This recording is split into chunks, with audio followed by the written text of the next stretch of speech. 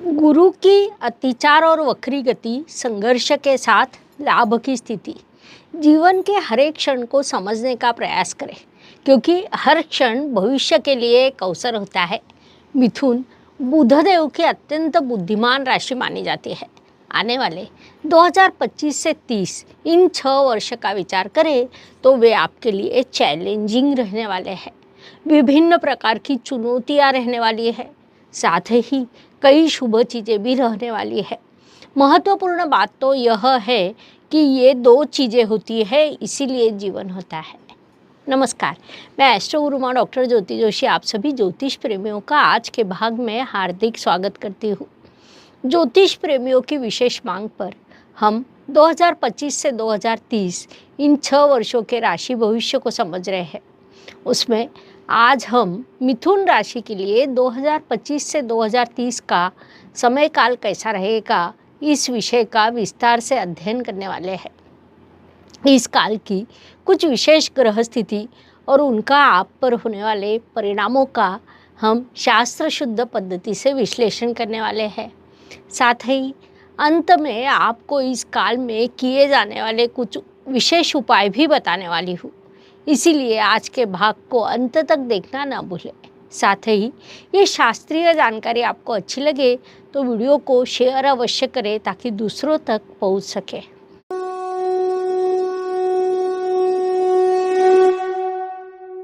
हम दैनिक, साप्ताहिक, मासिक, वार्षिक भविष्य सदैव बताते हैं।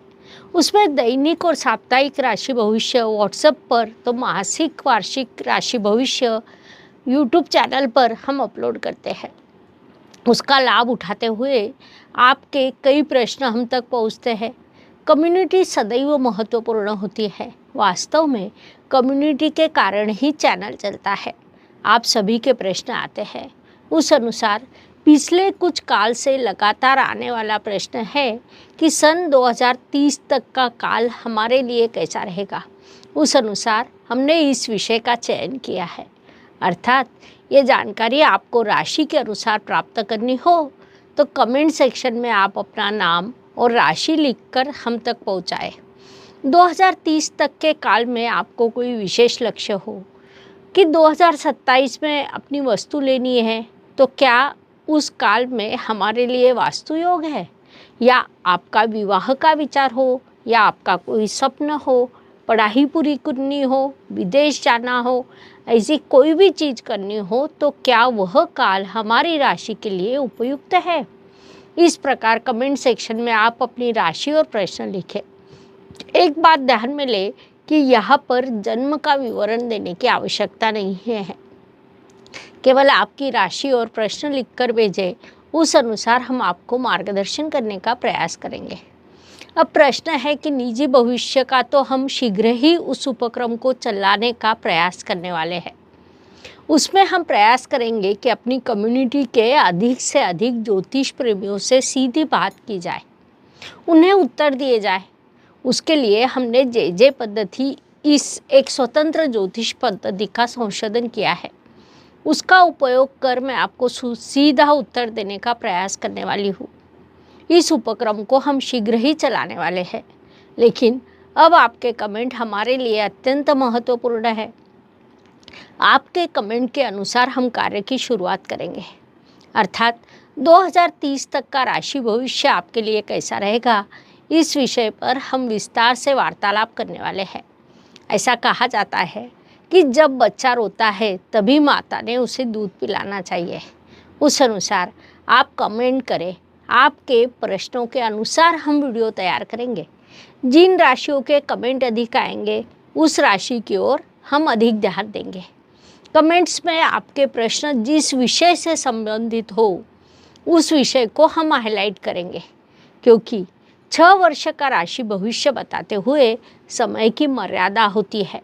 उस अनुसार कौन सा प्रश्न लेना चाहिए, कौन से विषय को अधिक महत्व देना चाहिए, उसका चयन हम आपके प्रश्नों के अनुसार करेंगे। तो जीवन के हर एक क्षण को समझने का प्रयास करें, क्योंकि हर क्षण भविष्य के लिए एक अवसर होता है। मिथुन देव बुध की अत्यंत बुद्धिमान राशि मानी जाती है। आने वाले 2025 से 2030 इन 6 वर्षों का विचार करें तो वे आपके लिए चैलेंजिंग रहने वाले हैं। विभिन्न प्रकार की चुनौतियां रहने वाली है, साथ ही कई शुभ चीज़ें भी रहने वाली है। महत्वपूर्ण बात तो ये है कि ये 2 चीज़ें होती है, इसीलिए जीवन होता है। जब हम दीर्घकालीन राशि भविष्य का विचार करते हैं तब उन्हीं ग्रहों का मुख्य रूप से विचार किया जाता है जो एक राशि में अधिक काल तक रुकते हैं। मिथुन राशि के भाग्य की दिशा शनिदेव की स्थिति पर निर्भर करती है, क्योंकि वे आपके भाग्येश है। 2025 के शुरुआत में उनकी यात्रा आपके भाग्य स्थान से ही शुरू है। वे 2.5 वर्ष एक राशि में रहते हैं, इसलिए दीर्घकालीन राशि भविष्य के लिए हम मुख्य रूप से शनिदेव का विचार करते हैं। उसके बाद राहु ग्रह सबसे महत्वपूर्ण माना जाता है। राहु एक राशि में लगभग 1.5 वर्ष तक रहता है। वर्तमान समय में वह आपके दशम स्थान में विराजमान है। राहु 10 में, दुनिया बस में, ऐसी एक कहावत है। ऐसे राहु के अगले 6 वर्ष के गोचर पर आपके करियर की दिशा निर्भर करेगी। उसके बाद हम केतु ग्रह का भी विचार करते हैं, क्योंकि वह भी एक राशि में लगभग 1.5 वर्ष तक रहता है। उसके बाद हम देवगुरु बृहस्पति का भी विचार करते हैं। यह बड़े ग्रह मुख्य रूप से दिशा निश्चित करते हैं। उसके बाद मंगल, रवि, बुध, शुक्र का विचार किया जाता है, लेकिन दीर्घकालीन राशि भविष्य के लिए मुख्य रूप से बड़े ग्रहों का ही विचार किया जाता है। उस अनुसार शनिदेव अभी आपके भाग्य स्थान में विराजमान है, अर्थात भाग्येश भाग्य स्थान में विराजमान है। उन्होंने आपको सकारात्मक बहुत कुछ दिया है। अब हो सकता है कि 2 महीने उस सकारात्मकता में थोड़ी कमी निर्माण हो, लेकिन फिर भी वे आपको कुछ सकारात्मक फल अवश्य देंगे। शनिदेव 29 मार्च 2025 तक आपके भाग्य स्थान में रहेंगे। उसके बाद कर्म स्थान में प्रवेश करेंगे। वहाँ से उनके फल की दिशा में बदलाव होगा। उसी समय आपके कर्म स्थान में राहु ग्रह विराजमान है। कर्म स्थान में पाप ग्रह उपस्थित होना और 2 पाप ग्रह एक साथ उपस्थित होना, ये दोनों अलग विषय है। 29 मार्च 2025 से 29 मई तक शनि और राहु, ये 2 पाप ग्रह आपके कर्म स्थान में विराजमान रहेंगे। उनके परिणामों को हम आगे समझने वाले हैं। इसके बाद गुरुदेव का विचार करें तो वे आने वाले काल में अर्थात 2025 से लगातार अतिचार गति से भ्रमण करेंगे। उनके इस भ्रमण का विशेष प्रभाव सभी पर निश्चित रूप से होगा। इन सभी स्थितियों का अब हम समझ लेते हैं। आपके परिवार की स्थिति कैसी रहेगी, आपका करियर कैसा रहेगा, आपका स्वास्थ्य कैसा रहेगा, भाग्य से सहयोग मिलेगा या नहीं, वैवाहिक जीवन में समस्या आ सकती है या नहीं, ऐसे विभिन्न प्रश्नों पर क्रम से वार्तालाप करेंगे। दीर्घकालीन राशि भविष्य का अध्ययन करते समय हम निजी राशि भविष्य का अध्ययन करते हैं, साथ ही हम सामूहिक राशि भविष्य का विचार करते हैं। फिर भी आपके राज्य की, देश या विश्व की स्थिति हो सकती है, उसी क्रम से अब हम अध्ययन करने वाले हैं। तो सबसे पहले शनिदेव का विचार किया जाए तो उनकी यात्रा आपके भाग्य स्थान से शुरू है। भाग्येश भाग्य स्थान में उपस्थित होना यह भाग्यकारक घटना होती है। शनिदेव आपको जब सहयोग करते हैं तब आपको भाग्य से पूरा सहयोग मिलता है। केवल शनिदेव का एक सूत्र है कि वे विश्व के न्यायाधीश हैं। वे अपना पराया ऐसा भेद नहीं करते। कोई भी हो, उचित न्याय करना यह उनका धर्म है। उस अनुसार आप उचित कर्म करें, मैं आपको अवश्य लाभ दूंगा, ऐसा वे प्राकृतिक कुंडली के द्वारा हमें बताते हैं, जिस कारण उन्हें प्राकृतिक कुंडली में कर्म और लाभ इन 2 स्थानों का स्वामित्व दिया गया है। मिथुन जातक जिन्होंने अच्छा कर्म किया है उन्हें भरपूर लाभ मिलता है। कर्म करते समय, कर्तव्य पूर्ण करते समय यदि आपने गलती की है तो उस अनुसार कम अधिक मात्रा में शनिदेव ने आपके भाग्य स्थान से लाभ दिया है। राशि भविष्य में हमें अन्य ग्रहों का विचार करना पड़ता है। वार्षिक राशि भविष्य सखोल विचार किया जाता है। लेकिन 5-6 वर्ष का राशि भविष्य होने के कारण हम थोड़ा शॉर्टकट पद्धति से विचार करने वाले हैं। तो शनि देव के बाद राहु केतु महत्वपूर्ण होते हैं। दशम स्थान का राहु आपको कर्तृत्ववान बनाता है। उसने आपको वैसा बनाया भी है। पिछले कुछ काल से आपने लगातार परिश्रम किया। नई सफलता प्राप्त करने के लिए आपने विभिन्न पद्धतियों से कार्य किया है। वही विचार आपने सदैव किया है, क्योंकि राहु का अर्थ अटैचमेंट होता है। ऐसे राहु की यात्रा तब आपके दशम स्थान से शुरू थी। उसी समय केतु ग्रह आपके चतुर्थ स्थान में विराजमान था। केतु का अर्थ डिटैचमेंट होता है। राहु ने आपको व्यवसाय की ओर अटैच किया और केतु ने आपको घर से डिटैच किया। ऐसी स्थिति में क्या होता है कि मनुष्य करियर के पीछे भागता है, करियर में सफल भी होता है, लेकिन उस कारण कहीं न कहीं घर को नज़रअंदाज करता है। लोग दूर चले जाते हैं। उचित समय पर उचित व्यक्ति को उचित समय नहीं दिया जाता, जिससे अपने दूर हो जाते हैं। स्वाभाविक रूप से आपको उससे परेशानी भी होती है। इस ग्रह स्थिति में वैसा होने की संभावना अधिक है। तो अब राहु 18 मई 2025 तक आपके दशम स्थान में विराजमान रहेगा। उसके बाद वह भाग्य स्थान में प्रवेश करेगा। भाग्य स्थान के राहु को हम अधिक सकारात्मक मान नहीं सकते, क्योंकि वह कहीं न कहीं भाग्य में कमी निर्माण करने का काम करेगा। लेकिन उसी समय केतु ग्रह तृतीय स्थान में प्रवेश करेगा, जिस कारण घर का सौख्य बढ़ेगा। अब तक केतु ने आपके घर की सुख शांति भंग की थी। घर में प्रसन्नता से अधिक उदास वातावरण बना था, जिससे आप बड़े परेशान हुए थे, क्योंकि आपकी वायु तत्व की हास्य विनोद करने वाली राशि है। उदास बैठे रहना आपको पसंद नहीं आता। यह स्थिति पिछले समय काल में लगातार शुरू थी, लेकिन 18 मई 2025 को जब केतु ग्रह आपके तृतीय स्थान में जाएगा, तब इस प्रश्न से आपकी मुक्ति हो सकती है। संक्षेप में कहा जाए तो आने वाले 6 वर्ष की दृष्टि से शनि देव का गोचर आपके लिए शुभ रहेगा। राहु के गोचर को हम थोड़ा नकारात्मक कह सकते हैं। केतु का गोचर शुभ है। शनि देव भाग्य स्थान से कर्म स्थान में प्रवेश करेंगे। वहाँ से उनकी दृष्टि व्यय स्थान पर, चतुर्थ स्थान पर और आपके सप्तम स्थान पर होगी। दशम स्थान में विराजमान होकर सप्तम स्थान पर दृष्टि डालने वाले शनि देव व्यावसायिक दृष्टि से आपके लिए लाभकारी रहेंगे। वे आपके व्यवसाय में वृद्धि करेंगे। आपका व्यवसाय हॉस्पिटल से संबंधित है, जेल से संबंधित है, विदेश से संबंधित है, तो आपके व्यवसाय में बड़ी वृद्धि हो सकती है। साथ ही आपका व्यवसाय यदि वास्तु से संबंधित है, निर्माण कार्य से संबंधित है, प्लॉटिंग से संबंधित है, तो 2025 के शुरुआती 6 महीने आपके लिए थोड़े कठिन रहेंगे, क्योंकि तब आपको मंगल ग्रह से सहयोग नहीं मिलेगा, लेकिन उसके बाद आपकी उन्नति होने वाली है। इसके आगे शनि देव 3 जून 2027 को आपके कर्म स्थान से लाभ स्थान में प्रवेश करेंगे। ज्योतिष नियमों के अनुसार लाभ स्थान में आने वाला हर ग्रह शुभ फल देने के लिए बाध्य होता है, लेकिन वहाँ पर शनि देव नीच अवस्था को प्राप्त होंगे। भाग्येश लाभ स्थान में नीच अवस्था में, इसे हम एक अलग ग्रह स्थिति कह सकते हैं। यहाँ से जून 2027 के बाद शनि देव आपको एक अलग प्रकार का संघर्ष देंगे। अर्थात कई बार ऐसा होता है कि हम कार्य करते हैं, लगातार कार्यरत रहते हैं, उसके बाद हाथ में आया हुआ अवसर किसी कारण से निकल जाता है। यह स्थिति यहाँ पर निर्माण होगी, या इस काल में राजनीतिक कारणों से आपको बड़े संघर्ष का सामना करना पड़ सकता है।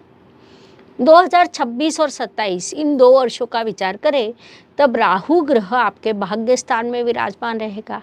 भाग्य स्थान का राहु नकारात्मक माना जाता है। पिछले 3 वर्षों से राहु ने आपको शुभ फल दिए हैं, लेकिन अब वह आपको नकारात्मक प्रभाव देने वाला है। विशेष बात है कि जून 27 में जब शनि देव मेष राशि में होंगे, तब राहु धनु राशि में अर्थात आपके सप्तम स्थान में जाएंगे। सप्तम स्थान का राहु पुनश्च विघटन करने का काम करेगा। कुल मिलाकर उस समय भी थोड़ा संघर्ष रहेगा, लेकिन शनि देव से आपको सकारात्मकता प्राप्त होगी, क्योंकि लाभ स्थान के शनि देव लाभ प्रदान करने के लिए बाध्य होते हैं। कई बार हाथ से अवसर निकल जाने की संभावना रहेगी, फिर भी लाभ अवश्य प्राप्त होगा। इसके बाद गुरुदेव का विचार करें तो उनका स्वतंत्र पद्धति से अध्ययन करना अत्यंत आवश्यक है, क्योंकि गुरु अत्यंत महत्वपूर्ण माना जाता है। मिथुन राशि की दृष्टि से विचार करें तो वे आपके सप्तमेश और दशमेश है। व्यवसाय के कारक, जीवन साथी के कारक, कर्म के कारक, पिता के कारक, ऐसे कई विभाग उनके पास आते हैं। अभी उनकी यात्रा आपके व्यय स्थान से शुरू है। कई प्रकार के खर्च, मानसिक तनाव, पारिवारिक विवाद जैसी कई चीज़ों का सामना आपने किया है। महत्वपूर्ण बात है कि 14 मई 2025 को वे आपकी राशि में प्रवेश करेंगे, जो अत्यंत सुखद स्थिति मानी जाती है। राशि में आने वाले गुरुदेव आपकी राशि पंचम स्थान अर्थात शिक्षा, संतति, प्रणय का स्थान, उसके बाद सप्तम स्थान जो वैवाहिक जीवन साथी और व्यावसायिक पार्टनर का स्थान होता है, भाग्य स्थान जो आपके पिता का स्थान होता है, भाग्य का होता है, आपके धर्म का होता है, और आपकी राशि, इन सभी स्थानों को वे एक साथ शुभ करेंगे। सामान्य रूप से प्रथम स्थान में आए हुए गुरुदेव पूरे वर्ष शुभ फल देते हैं, उसमें जातक का भरपूर विकास होता है। लेकिन यहाँ पर पुनश्च एक ट्विस्ट है। गुरुदेव केवल 5 महीने में अतिचार गति से राशि परिवर्तन कर कर्क राशि में प्रवेश करेंगे। कर्क राशि में गुरुदेव उच्च अवस्था प्राप्त करते हैं, वहाँ से भी आपको उनसे शुभ फल प्राप्त होंगे। लेकिन जब कोई अतिचार गति से आगे जाता है, विशेष रूप से गुरु जैसा ग्रह जिसके कारकत्व में शिक्षा, संतति, करियर, विवाह, उचित मार्ग से धनार्जन, भाग्य, धर्म, ऐसे कई महत्वपूर्ण विभाग आते हैं, ऐसे गुरुदेव जब 30 अंश का अंतर केवल 4 या 5 महीने में पूरा करते हैं, तब उनके काम नज़रअंदाज हो जाते हैं। अर्थात जो शुभ फल देने के लिए वे आपकी राशि में आए थे, उनमें से कुछ फल वे आपको देंगे, कुछ नहीं दे पाएंगे। 18 अक्टूबर 2025 को अतिचार गति से कर्क राशि में प्रवेश करेंगे। लगभग 2 महीने वहाँ रहेंगे और पुनश्च आपकी राशि में आएंगे। गुरुदेव कर्क राशि में उच्च अवस्था प्राप्त करते हैं, वहाँ से आपके लिए अर्थ त्रिकोण भी पूरा करेंगे, जिस कारण आपको आर्थिक लाभ के अवसर प्राप्त होंगे। फिर भी अधूरे कामों को पूरा करने के लिए जब वे आपकी राशि में आएंगे, तब वे केवल 5 अंश चलेंगे। मान लीजिए कि हम पर एक जिम्मेदारी है, हम शांति से हर रोज़ 11 से 5 या 11 से 6 इस समय में अपनी जिम्मेदारी पूरी करने का प्रयास करते हैं। किसी दिन यदि आपको केवल 4 घंटे में काम पूरा करना पड़े, तो वो अच्छे से नहीं कर पाते। मिथुन राशि का भाग्य का यह अवसर 12 से 13 वर्ष के बाद मिलता है, जब गुरुदेव आपकी राशि में आते हैं। तो वैसे भी वे अभी आपको मिलने वाले हैं, लेकिन उसका पूरा लाभ नहीं मिलेगा, क्योंकि गुरुदेव अतिचार गति से आगे जाएंगे, वक्री होकर पीछे आएंगे, उसके बाद पुनश्च आगे जाएंगे, पुनश्च पीछे आएंगे। ये लगभग 8 वर्ष चलने वाले हैं। जब जब गुरुदेव अतिचार गति से यात्रा करते हैं, तब व्यक्ति के कुंडली में प्रश्नों से सामूहिक प्रश्न अधिक तीव्र हो जाते हैं। वहाँ पर देश के प्रश्न, अंतर्राष्ट्रीय प्रश्न मुख्य रूप से सामने आते हैं। गुरु का अर्थ सत्सद विवेक बुद्धि भी होता है। ऐसे समय पर गुरु की अतिचार गति और वक्री गति लगातार होने के कारण विभिन्न देश जो आज अपनी बुद्धि से व्यवहार कर युद्ध को रोके हुए हैं, युद्ध की परिस्थिति निर्माण हो रही है, लेकिन उसे रुकाया जा रहा है। लेकिन आगे स्थिति कहीं न कहीं हाथ से निकलने की संभावना है। कुल मिलाकर स्थिति को देखा जाए तो युद्ध रोकने का सामूहिक प्रयास रहेगा, उसे रुकाया जाएगा। संभव है कि तीसरा महायुद्ध ना हो, लेकिन गुरुदेव का अतिचार और वक्री गति से बार बार होने वाला भ्रमण आपके लिए थोड़े परेशानी का कारण बन सकता है।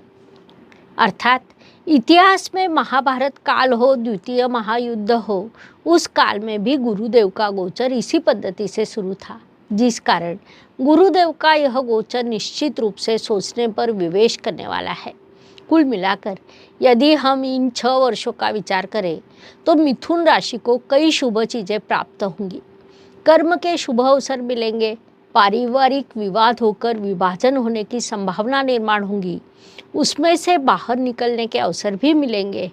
आर्थिक दृष्टि से उन्नति होंगी, संघर्ष की स्थिति निर्माण होगी। इस प्रकार आपका मार्गक्रमण शुरू रहेगा। उपायों की दृष्टि से विचार करें तो ज्योतिष में कुछ छोटे छोटे सरलता से किए जाने वाले उपाय बताए गए हैं। उपाय भले ही छोटे हो लेकिन उनका प्रभाव बड़ा रहता है।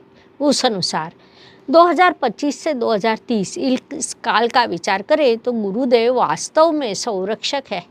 आने वाले समय में उनके अतिचार और वक्री गति को देखा जाए तो मिथुन राशि के जातकों ने भगवान को विशेष भोग अर्पण करने का उपाय करना चाहिए।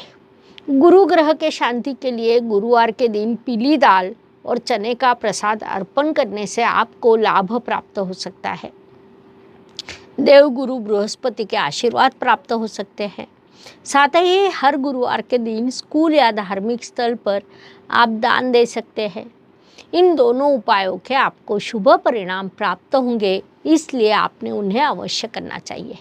इस प्रकार मेष से लेकर मीन तक हर राशि के लिए 2025 से 2030 तक का समय काल कैसा रहेगा, यह समझाने के लिए हमने 12 वीडियो आपके इस चैनल पर अपलोड किए हैं।